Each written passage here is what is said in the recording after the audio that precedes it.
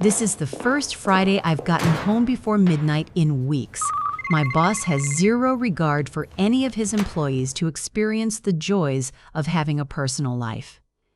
As his executive assistant, I'm expected to be in the office before he arrives and stay until he leaves for the night.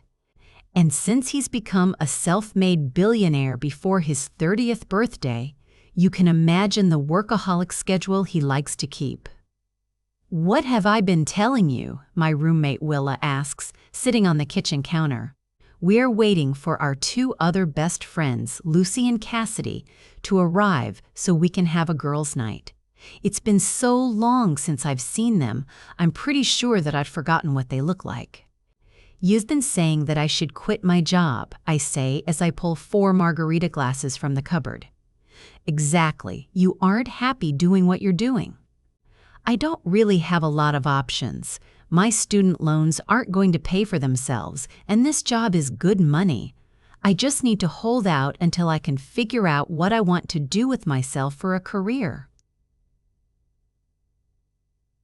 Is it possible that you put up with your tyrant of a boss because he looks like he's just stepped off the runway?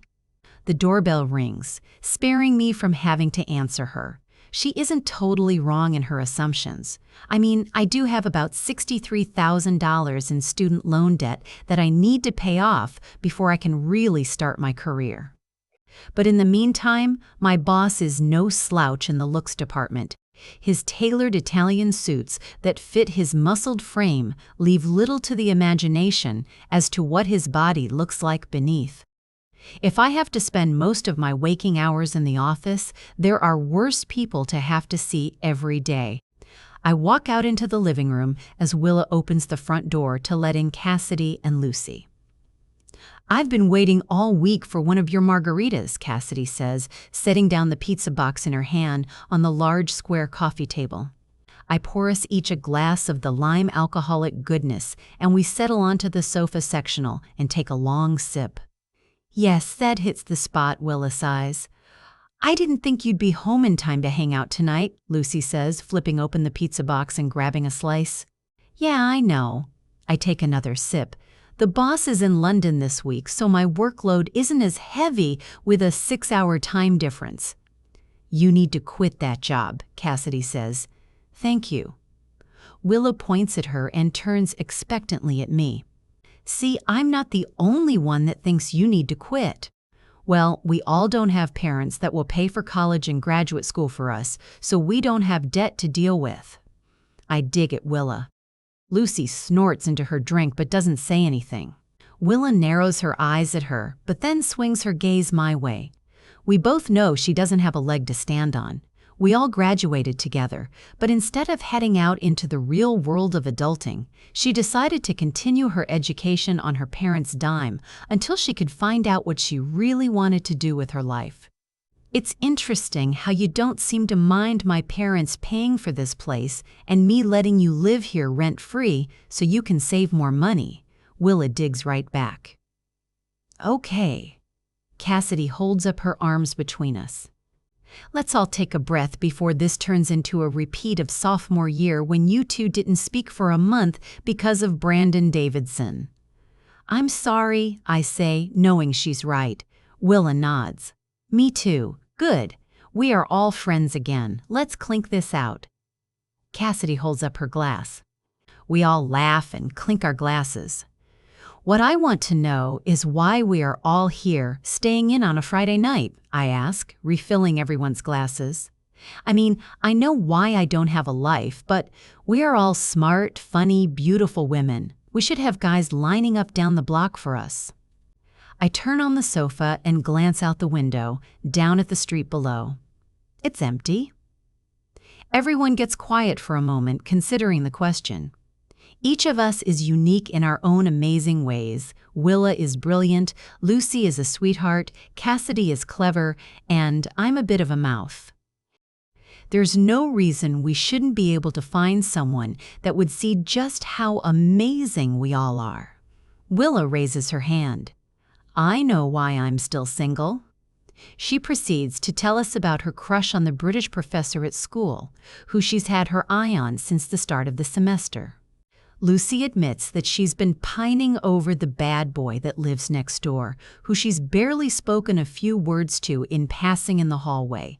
And Cassidy confesses that after seeing her brother's best friend last year at her brother's engagement party, no one else seems to hold her interest.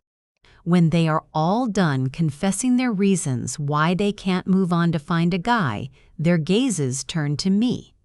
"Spill it, Maren," Willa says to me, lifting her eyebrow like she knows something. "Spill what? Don't pretend that you aren't in the same situation as the rest of us." I bite my lip. She's not wrong, but I'm not sure how she found out about my crush on my boss. He may be an egotistical jackass, but there is something about him that I can't put my finger on. Like there is something he's hiding from the world, and I catch little glimpses of it here and there. I don't think he's really the guy that he wants the world to think he is. But I can't help but wonder if it's not just me projecting what I want him to be, instead of seeing him for who he really is. "I don't know what you're talking about," I lie.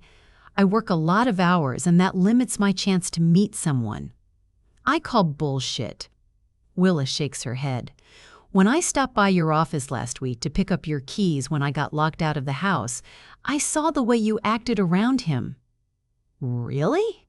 Cassidy smiles. "Did she do that thing with her hair?" Lucy asks. Willa nods. "Yep, what thing with my hair?" I ask. They all laugh, each of them in on the joke but me. "You do this thing where you tuck your hair behind your ear and let your fingertips graze slowly down your neck to your collarbone," Lucy explains. "I've seen you do it since freshman year," Cassidy adds. "So?" Willa asks. "Fine," I hang my head. "I may have some slight feelings for my boss." "Was that so hard?" I glare at Willa, but she just smiles and gives me a quick wink. "So, what are we saying here?" I stand up from the sofa and turn to look at each of my best friends. "Are we all going to sit here every Friday night, lusting after our secret crushes until we are old spinsters?" "What are you suggesting?" Cassidy asks. "We've got to tell the guys in our lives how we feel so we can move on. We can't keep holding on to a hope that they might one day wake up and see us differently. There are guys out there waiting for us." I point out the window towards the city skyline. "And we are too busy hiding behind our unrequited love to go out and meet them." "How are we supposed to tell them?" Lucy asks, her cheeks flushing. I can barely get the courage to speak complete sentences around him, let alone admit how I feel. I look around the room for some sort of inspiration. My gaze narrows in on the stationery set my grandmother got me for Christmas that I have yet to open. She and I got into an argument over Thanksgiving about the lost art of writing letters as opposed to a text or an email. Her punishment gift might just be the answer to all of our problems. Here, I run over and grab the box off the shelf. We will each write out a letter. We don't have to send them, but maybe, by putting down on paper how we feel, we can finally move on and meet someone new.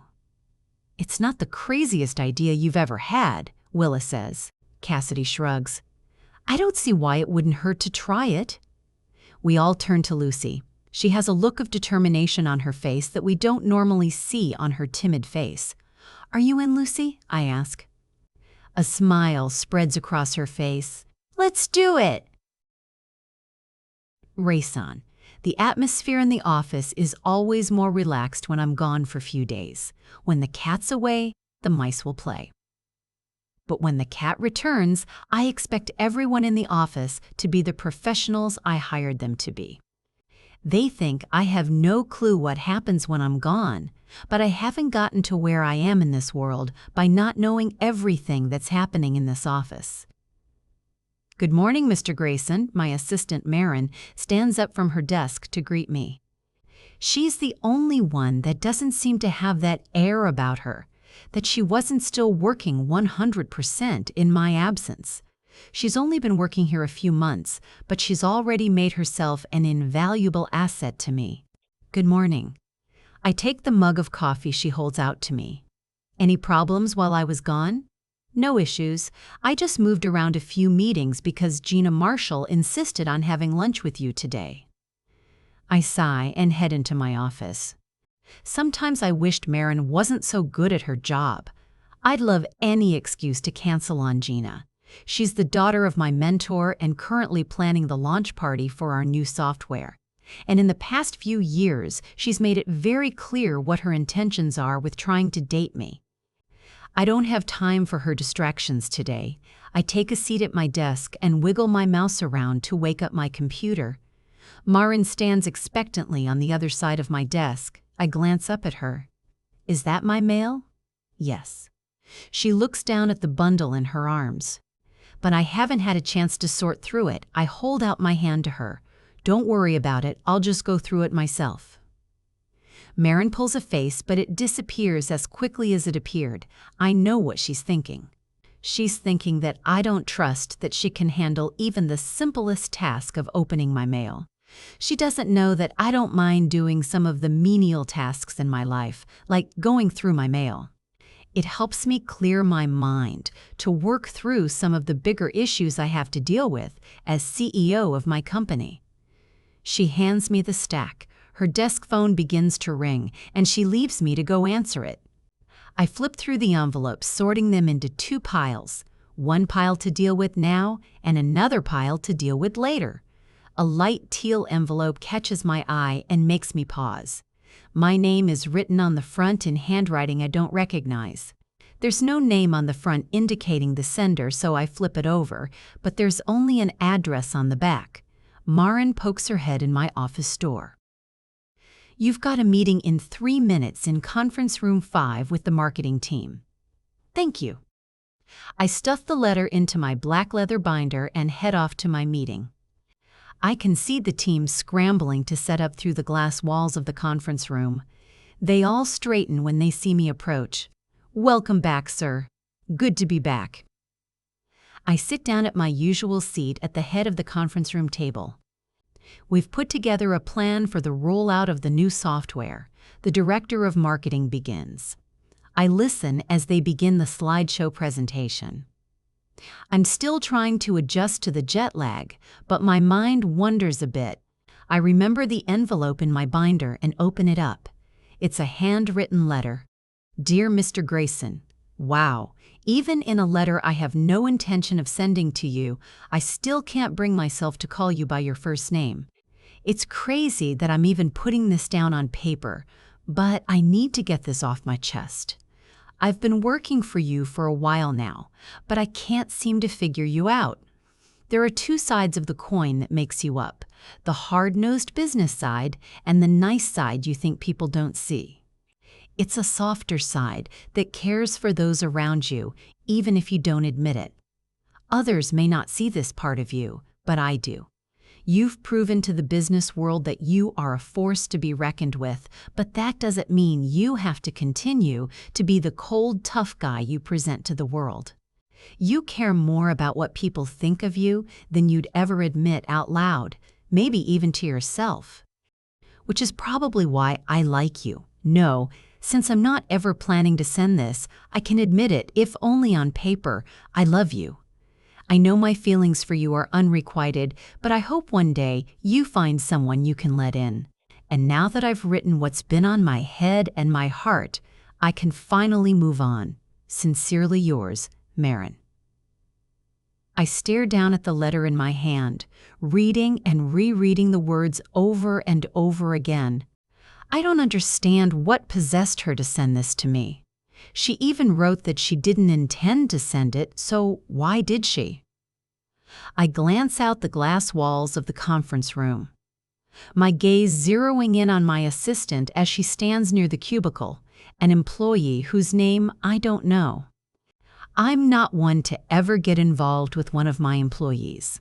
It's messy and unprofessional, but for some reason, it's like a filter has been lifted off my eyes, and I can't help but see her in a new way. Maren throws her head back in laughter at something the guy says, and a surge of jealousy shoots through me. I want to be the one to make her laugh. One of the mailroom clerks walks by, and a few boxes fall off the cart he's pushing. Maren squats down to help pick them up, and I'm able to see more of what is hidden beneath the unbuttoned part of her silk blouse. My dick twitches at the sight of her ample cleavage. My body is reacting to her in a way I've never felt before. As my employee, I would never look at her in any other way, but I wasn't oblivious to her beauty. But this letter, her words about seeing the real me, seems to pull away the restraints I put on myself. She loved me, sir? I turn back to every set of eyes in the room staring at me. Yes? So what do you think? I think I might be in trouble. There's a subtle shift in the air when Gina Marshall steps off the elevator. I've already received a call from the security desk to let me know that she was on her way up, but I don't think it's crazy to say that temperature in the office drops a few degrees when she's around. She's an arrogant ice princess that likes to think she's more important than she really is. She's been handed everything in her life, including the company party she's been hired to plan for the software launch. Gina Marshall, to see Grayson, she says without looking up from her phone. I'm nothing if not professional, but I did secretly hope that when she was walking and texting towards my desk, that she'd catch her red bottom heel on the carpet and biff it. He's on a call right now, but if you'd like to. It's fine, she says, walking over to the closed door of his office. He's expecting me. No, wait, I call after her and following her in. Grayson looks up at the intrusion. One of the research and development guys is talking on the speakerphone, but Grayson is quick to hit the mute button on his phone. I think someone forgot that we had a working lunch planned for today. Gina giggles and walks over and sits down in one of the chairs on the other side of Grayson's desk. Grayson's narrow gaze on her swings over to me. I expect to feel the full brunt of his irritation at my inability to keep Gina out. That's one of my unofficial requirements of my job. I'm the gatekeeper to his office. I shake my head at him, like there was nothing I could do to stop her, short of tackling her to the ground. And I'm not opposed to that idea, but I don't think that it would be the most professional approach to the situation. Miss Marshall, I start to say, but Grayson holds up his hand to stop me. It's fine. He shakes his head. I'm just wrapping up here anyway. Gina gives me a little wave of her fingers and I fight the urge to snap a few off her dainty little hand. I turn and walk out of the office, closing the door behind me. My desk phone is ringing, and I pick it up as I drop into my chair. Christopher Grayson's office. There you are, Willa says by way of greeting. I've been calling you all morning. I open my desk drawer and pull out my cell phone. Sure enough, I see that I've missed 5 calls from Willa and a few text messages. What's wrong? Did you send the letters? She asks, her voice sounding frantic. This can't be happening. You said that we weren't going to be sending these. Wait, I say. Slow down. What are you talking about? The letters, she shrieks. The letters we wrote out on Friday night, someone mailed them. I can feel the blood drain from my face, and I feel lightheaded. No. I shake my head. That's not possible. We agreed. So you didn't mail them out? She asks. What? No. Why would you think that? Because it was your idea. It may have been my idea, but I have just as much to lose if that letter is sent out. I spin in my chair, looking for the pile of mail that got dropped off this morning. I suddenly remember Grayson saying that he wanted to go through it himself. Of course, the one day a letter I've written declaring my love to him that gets sent out, he decides to take it upon himself to go through his own mail. How could this have happened? I don't know. But I've got to get back to work. We'll talk about this later tonight.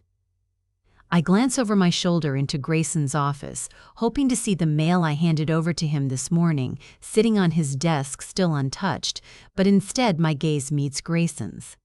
He's not giving anything away in his expression about whether or not he got the letter from me, but there is definitely something different about the look in his eyes that I just can't read.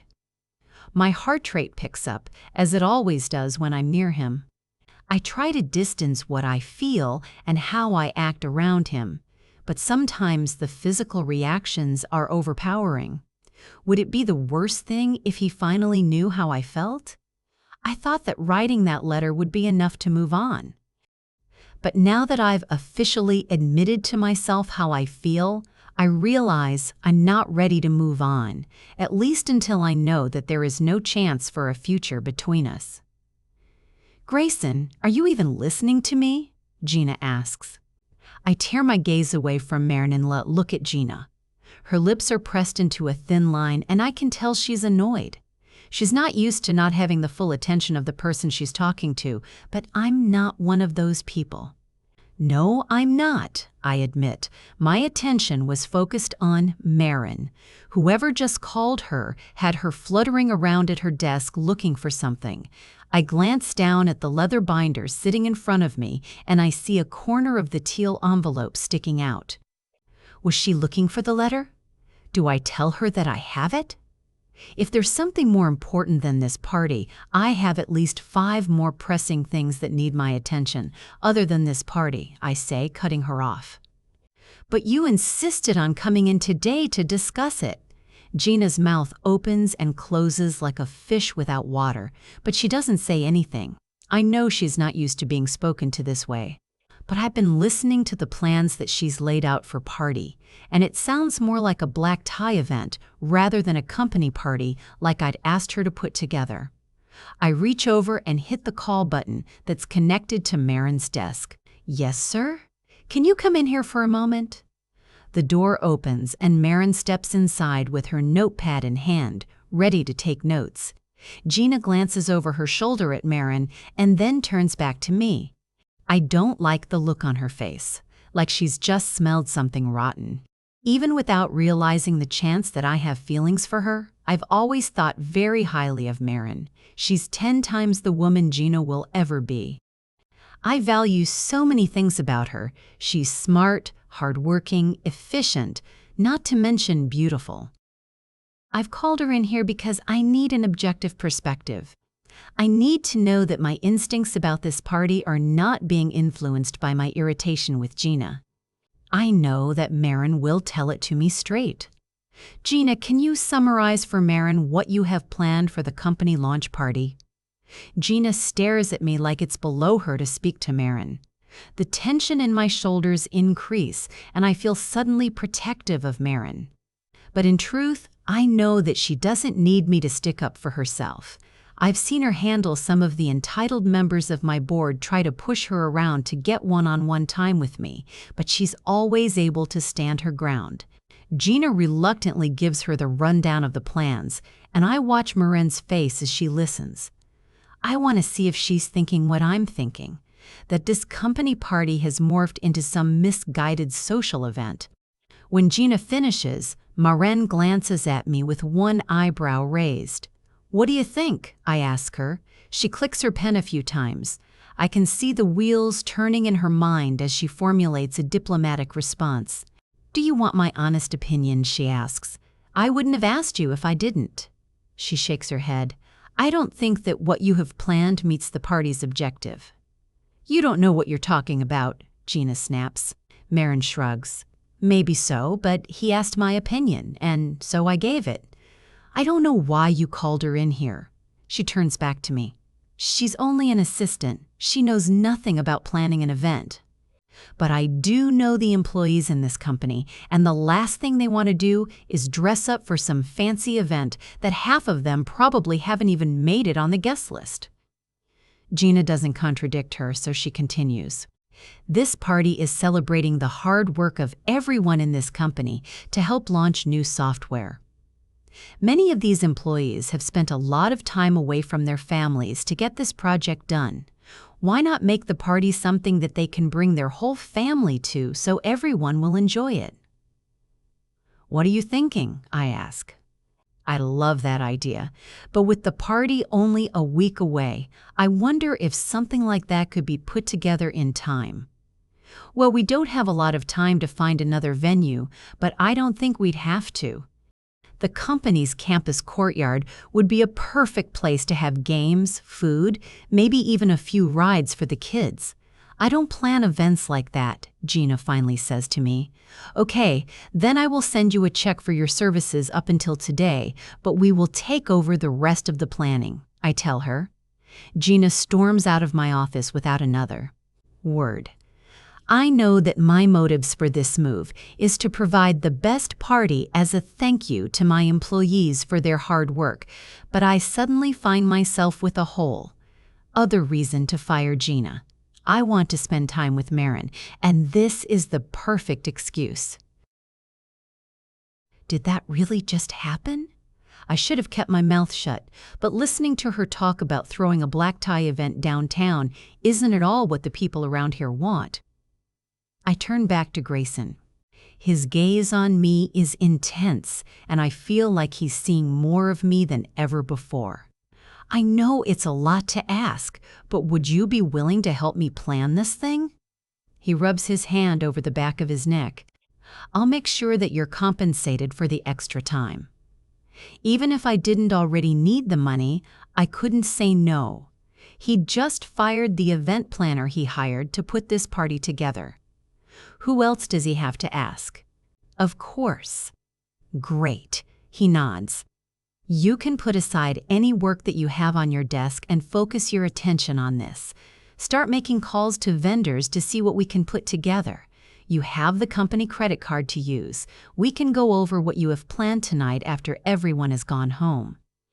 I fill my afternoon with calls to try to find what is available last minute.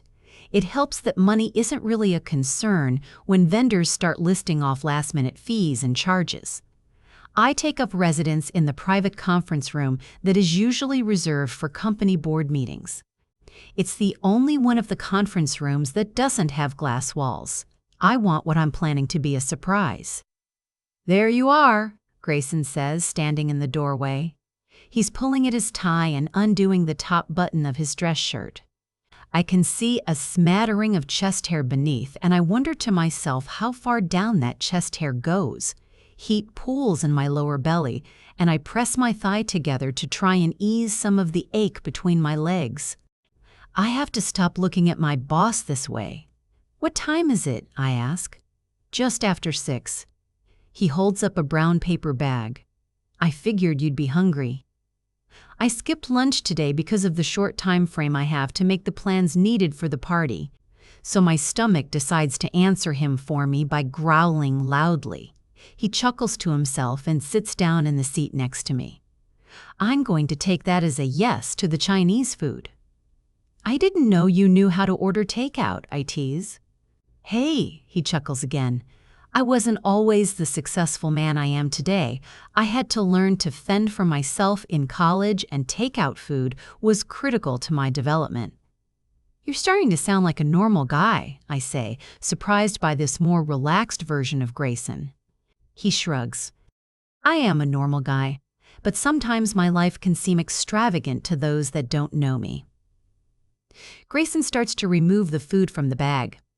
I pull apart a pair of chopsticks and start in on some beef and broccoli, while Grayson bites into an egg roll.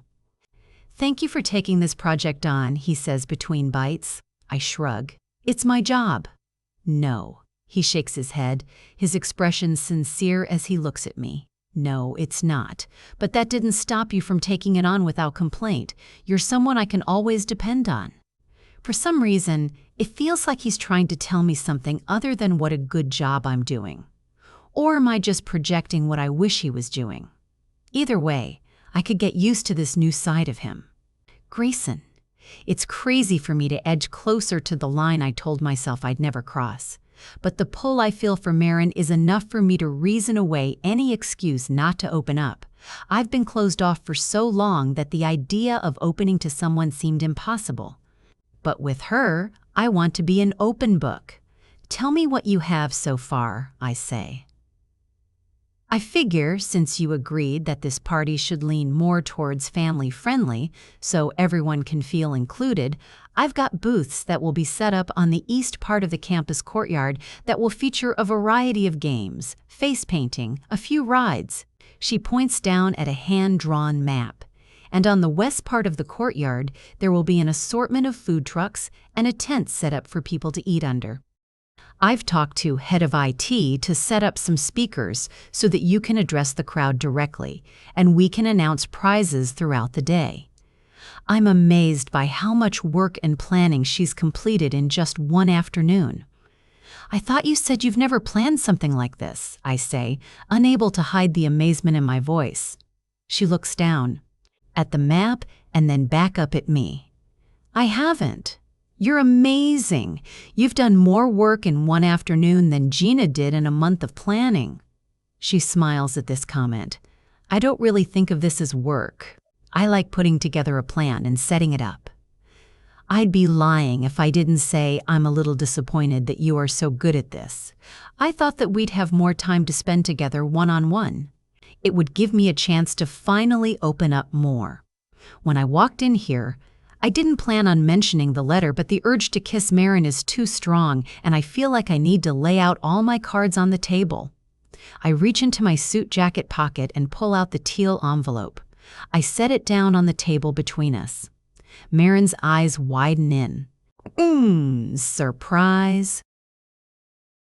There's a second between Grayson mentioning that he wants to open up and when he pulls out the letter, and a part of me hopes that the two aren't connected, but I was wrong. Where did you get that? I ask, my voice barely above a whisper. I got it this morning. I didn't send that. Someone did. He chuckles. Did you really mean what you wrote? Anger and embarrassment washes over me. I push away from the table, needing as much space between the two of us as I can get. There are many responses I could have imagined him having, but laughing at me wasn't one of them. Screw you, I say through gritted teeth. The shock on his face gives me enough time to nearly get to the door before I hear him moving behind me. I grab the door handle and pull, but his hand reaches out and closes it. Wait, he breathes out. I can feel the heat of his body behind me. I need to know if you meant what you wrote. I spin around. Why, so you can laugh at me some more. What? His head jerks back like my words are a slap to the face. I know that I don't look like the beautiful and thin Gina Marshalls of the world, but I don't deserve to be the butt of some joke to you. Grayson stares at me and just shakes his head. I wasn't laughing at you. I laugh when I'm nervous. He rubs the back of his neck. And since I read what you wrote to me, I suddenly feel very nervous around you. You are? I feel nothing with Gina, he says, pushing his fingers into my hair. But with you, it's like my world went from black and white to color with a stroke of your pen. He leans in and brushes his lips gently across mine. I feel the sensation of his kiss down to my toes. When I don't kiss him back, I can see him start to close up from uncertainty in front of me to protect himself. I grab the lapels of his jacket and yank him back towards me, crushing his lips against mine. A growl erupts from his chest, like this kiss has awakened some beast inside him that's been dormant for some time now. His body traps mine between him and the wall, and I feel the hard press of his cock against my belly. His hands explore my soft curves, taking their time to caress and massage my body. I moan in pleasure as his hand finds its way beneath the fabric of my skirt. His roaming hand slides up my inner thigh and over the aching mound of my pussy. His mouth finds mine and swallows another moan that escapes me. I bite down on his lower lip when his fingertips push aside the lace fabric of my panties and into my wet folds. In and out, he thrusts his fingers, and the pleasure grows inside me. I can't think. I can only hold on to this roller coaster of pleasure. When I come, he doesn't stop, prolonging the sensation of my release until I have to push his hand away. Grayson. We can't do this, she breathes out. I chuckle and kiss a trail down her neck. We already have. We can't do this here. I'm so easily lost with her that it takes a moment for the reality that we're in the office hits me. Anyone could walk in and find us together. You're right. I step back, needing to put space between us.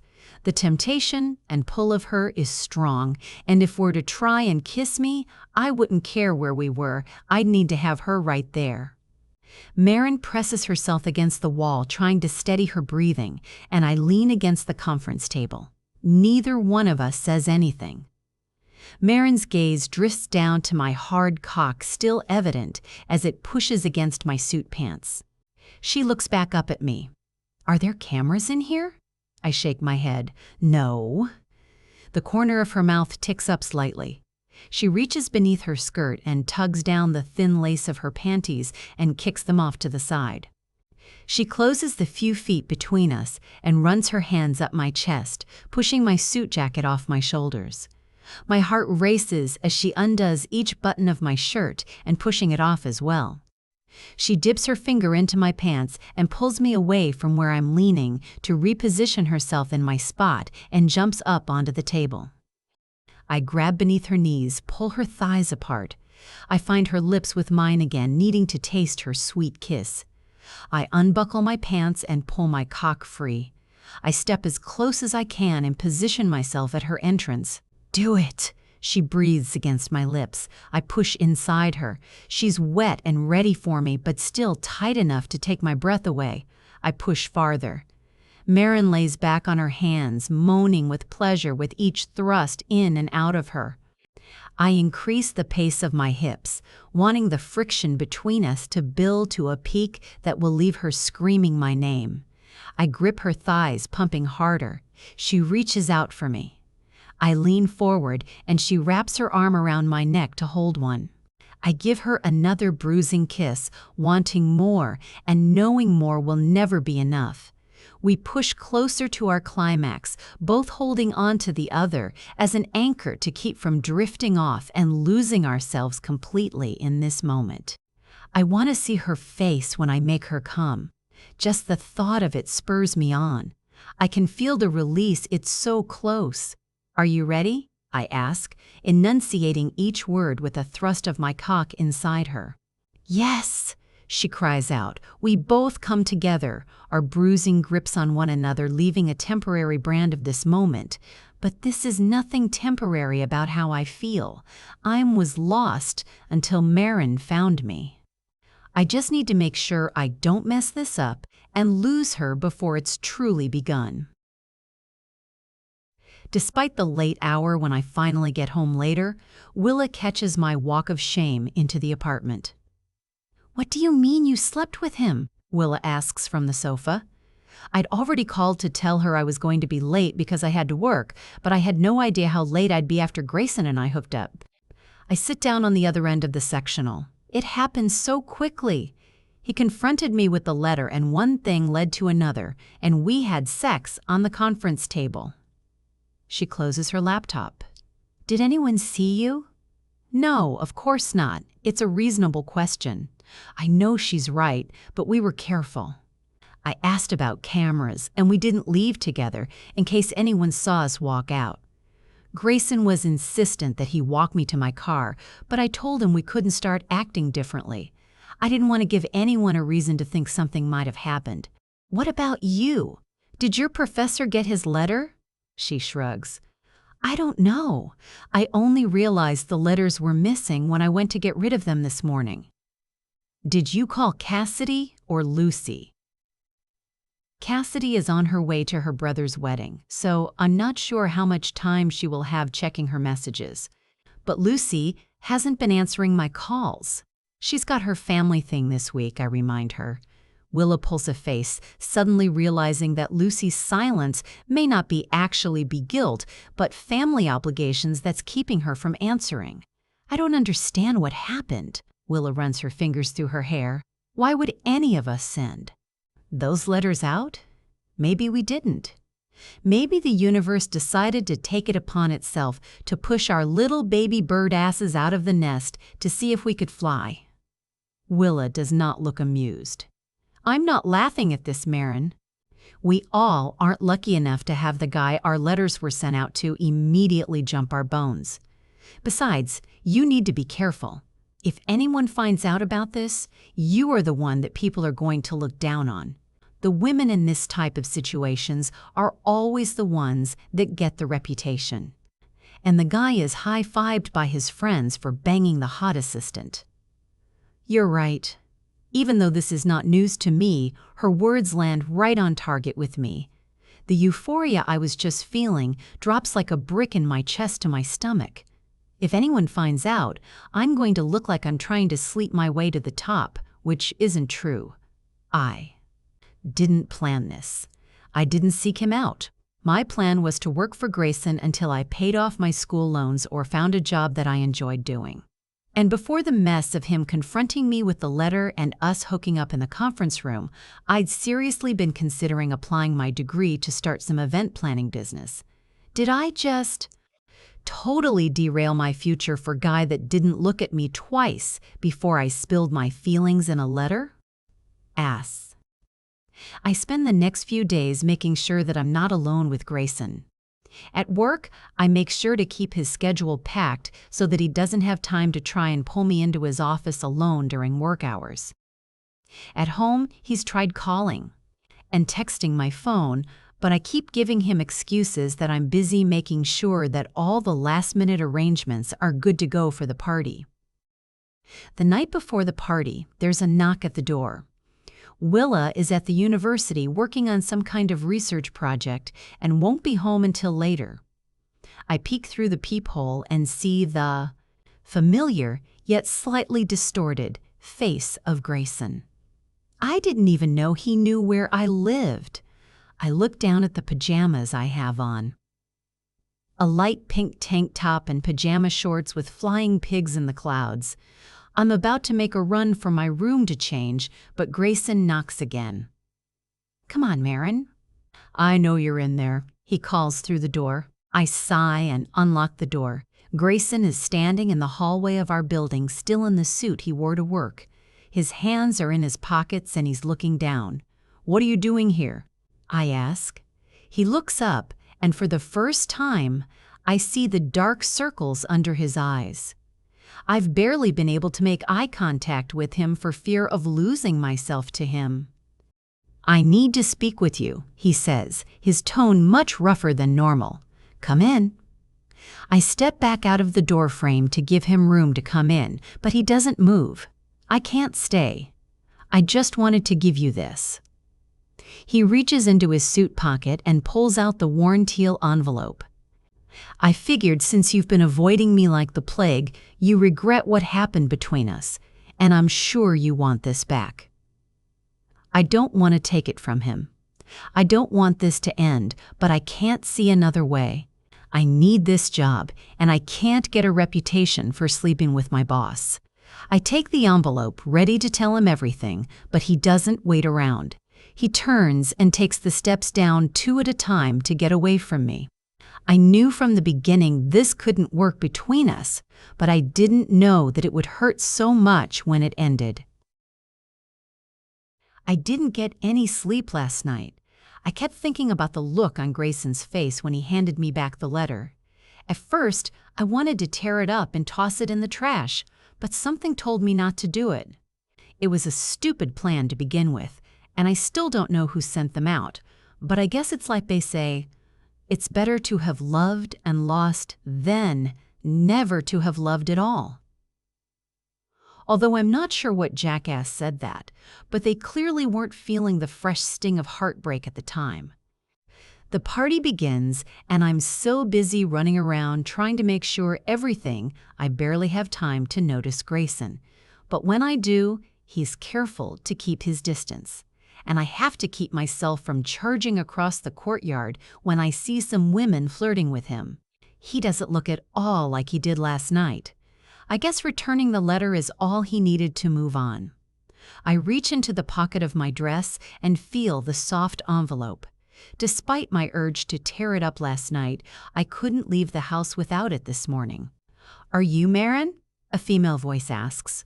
I turn and see a woman in her early 60s smiling at me. "Yes, that's me. I'm Abigail Hayes." She holds out her hand to me.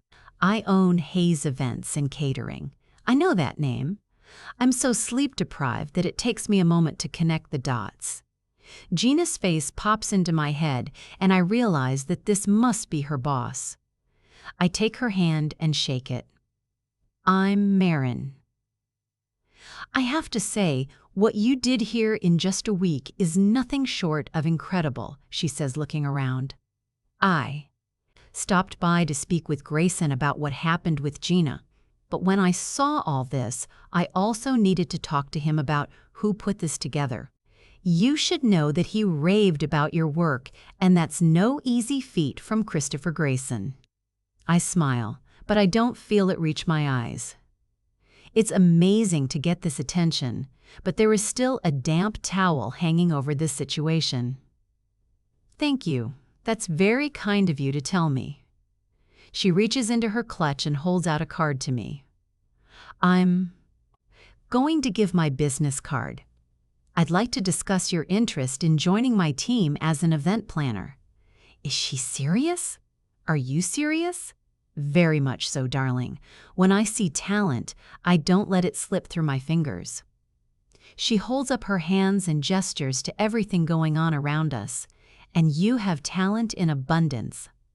Why don't you call and make an appointment to come in and speak with me next week? I think you'll like what I have to offer. Okay, thank you. Thank you so much. I can barely believe that just happened. I watch Abigail Hayes walk across courtyard, and my first thought is to run and tell Grayson. But the memory of how things ended between us pops the excitement bubble I'm floating in. I see Abigail found you. I turn and see Grayson standing behind me. Did you call her here today? She called me a few days ago, and I asked her to come today to see if she saw in your talents what I did. I hold up the business card. She wants to talk to me next week. I think she might be offering me a job. I wonder if he'll get mad, but a ghost of a smile crosses his face.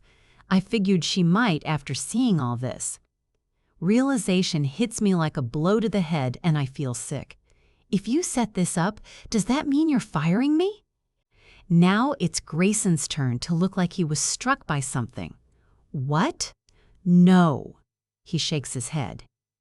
Even if things didn't go down between us the way that they did, I'd still have tried to help you further your career. You're too talented to be my executive assistant.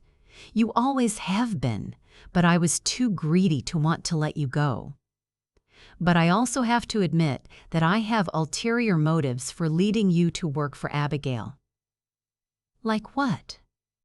I thought a lot about what happened over the last few days, and I think I finally understand why you pulled away from me. It was selfish of me to expect you to take all the risks that being together would entail. You are nothing if not professional, and I respect you all the more for it. What are you saying? I'm saying that if you were to work for Abigail, I wouldn't be your boss. And if I'm not your boss, then maybe you'd consider taking me on as your boyfriend, your fiancé, your husband, forever and ever. I can't help but laugh, feeling true joy for the first time in almost a week since the first moment he kissed me. I think you're getting a little ahead of yourself there. He smiles. Did you open the letter I returned? I feel my pocket and pull it out. Grayson smiles when he sees I'm holding on to it. I pull out the letter from the envelope and unfold it. My eyes move down the page but stop when I see that Grayson's added something at the end. P.S. I love you too. Always and forever yours. I look up at him in surprise. His smile is nearly as wide as his face. I don't care that we are surrounded by people. I don't care what people will think. I just know that it's been way too long since our last kiss, and I won't ever let that much time pass between us before we kiss again. Grayson. What started out as a one-time company party has become a yearly tradition thanks to my wife. Each year that followed that first party, she's outdone herself. Employee morale has steadily increased thanks in part to the anticipation of what each year will bring. After Maren left to work for Abigail, I was eager to make sure that she and I made up for lost time. And despite asking her almost a month after the party to marry me, Maren wanted to make sure that she got her own career going with event planning, and within 18 months, Abigail made Maren a partner. "Hun, where have you been hiding?" Maren asks, holding out a cone of blue cotton candy for me. I grab a piece and stuff it in my mouth. I just needed to grab something up in my office. It's not time for work. She frowns playfully at me. Look around you. It's time to play like the rest of us. I know. I pull her into my arms. But it's important, and it can't wait. What is it? It's a letter. Please tell me your assistant didn't send you a love letter by mistake, too. I roll my eyes. No, Sebastian has not sent me a love letter yet. You wish. She laughs. Have you seen his boyfriend? I pull out the letter from the adoption agency and hand it to her. Her eyes widen in surprise. Is that what I think it is? Open it and find out. Despite our continued attempts to have a baby, the doctors said it wasn't in our cards. But there are plenty of kids in the world looking for a loving home that Maren and I could give. I watch Maren open the letter and read over the good news that we've been selected by a birth mother. Our baby will be born just before Christmas, giving us the best gift in the world. We're having a baby. She looks up at me, tearing brimming in her eyes. Yep. It's really happening this time? I nod. Maren throws her arms around my neck and I hold her tightly against me. I couldn't have imagined one letter would change my life so drastically, but I guess it's fitting that another letter will make our world complete. Thanks for watching. If you liked it, leave us a comment, hit subscribe, and give us a thumbs up to support more romantic stories like this one.